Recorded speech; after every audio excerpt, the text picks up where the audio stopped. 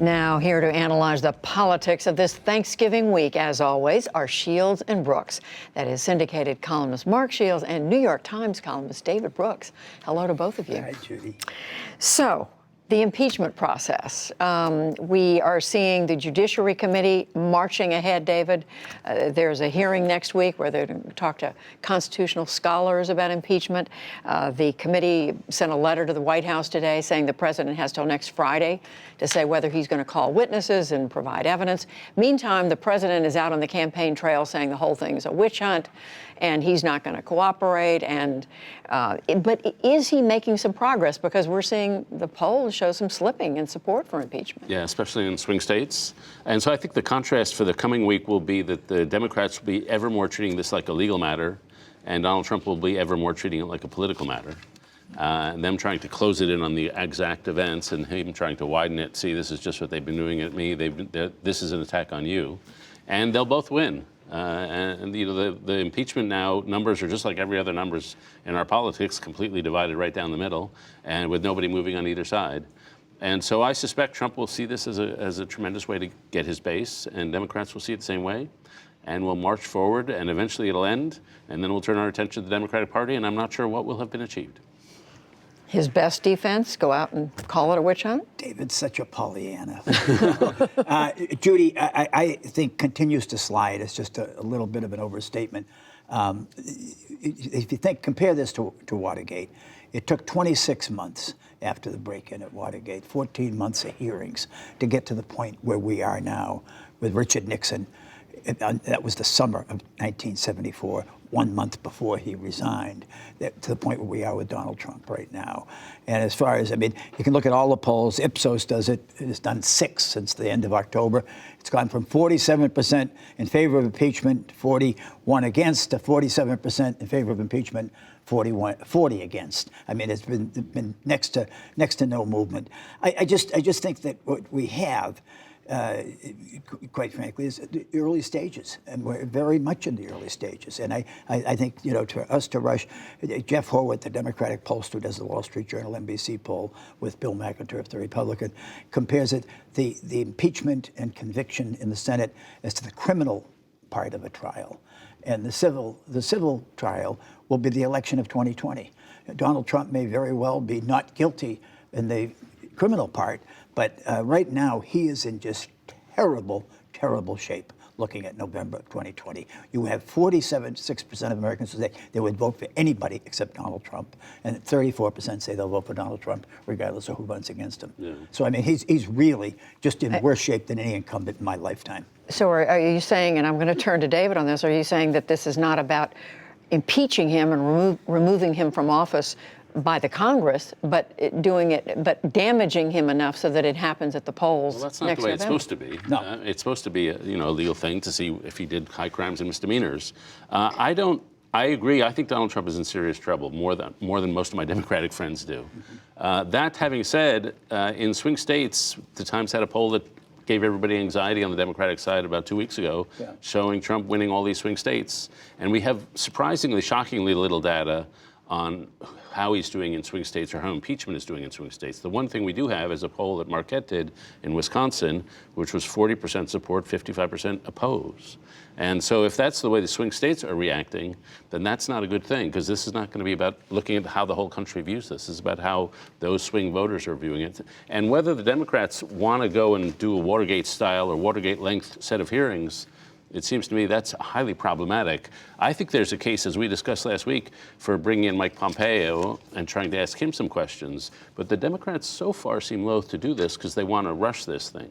And so that's just a big philosophical difference. Do they go big and try to engineer that, or do they say, let's just get this over with? The calendar is working against them, isn't it, Mark? The calendar, the calendar is the calendar. I mean, it's a reality.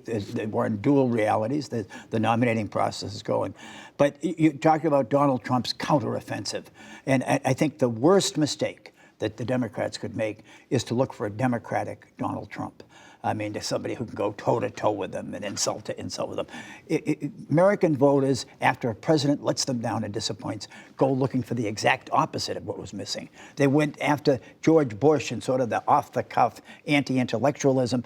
They sought the cerebral almost removed presence of Barack Obama. After Watergate and Vietnam and Lyndon Johnson and Richard Nixon and all that experience, they wanted the outsider, Jimmy Carter. And I don't think they want more of somebody who can go elbow to elbow and insult to insult. I think, quite frankly, that's the appeal of Pete Buttigieg. It's that he lowers the temperature, he lowers the thermostat, he lowers the rhetoric.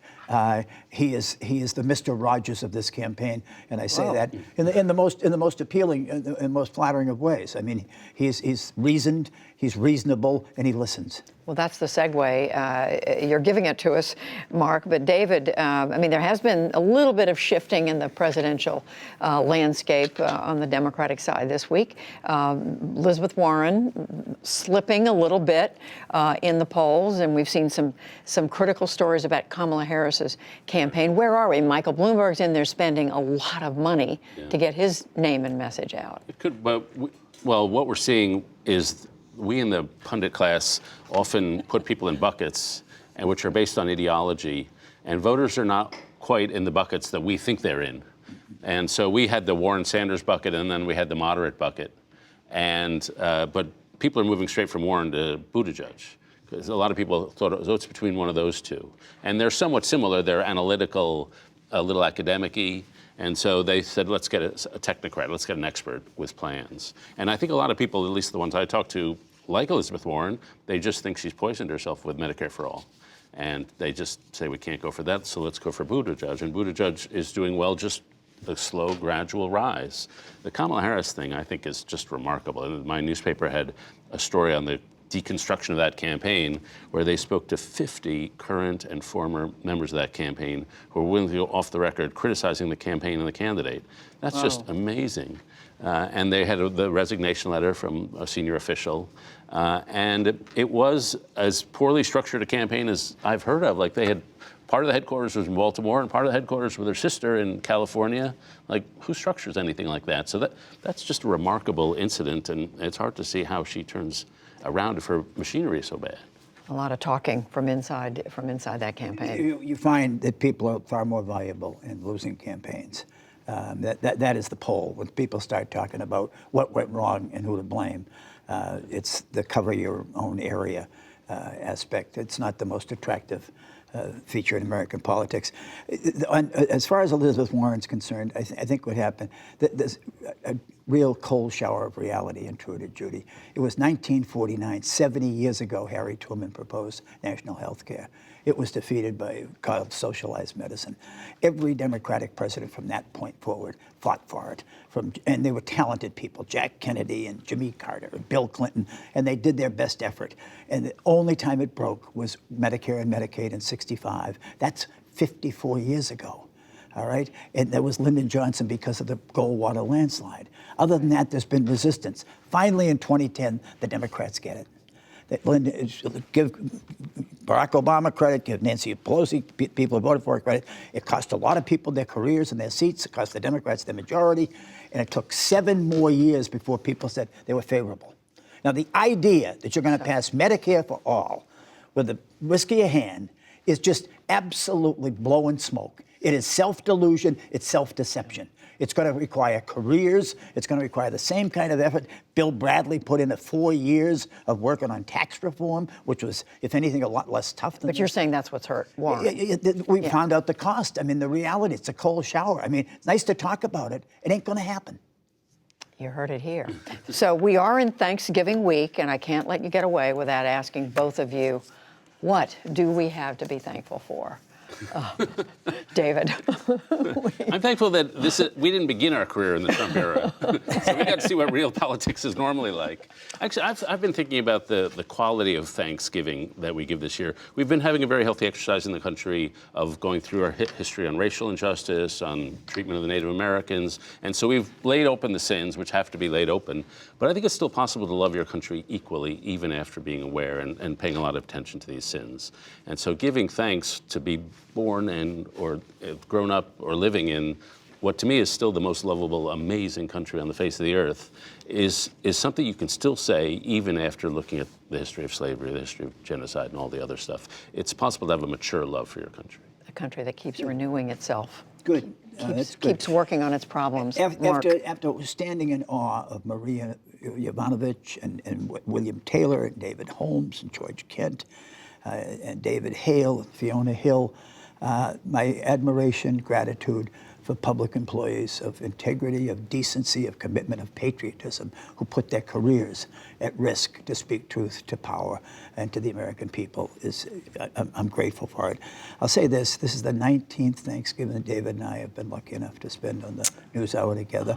I have misspoken, I've contradicted myself, I've said stupid things, and never once in those 19 years has David taken a cheap shot. And for his friendship and decency, I thank him. Thank you. Thank you. This is a place where people treat each other with more than respect. And we are thankful at the NewsHour for the two of you, Mark Shields, David Brooks. Thank you.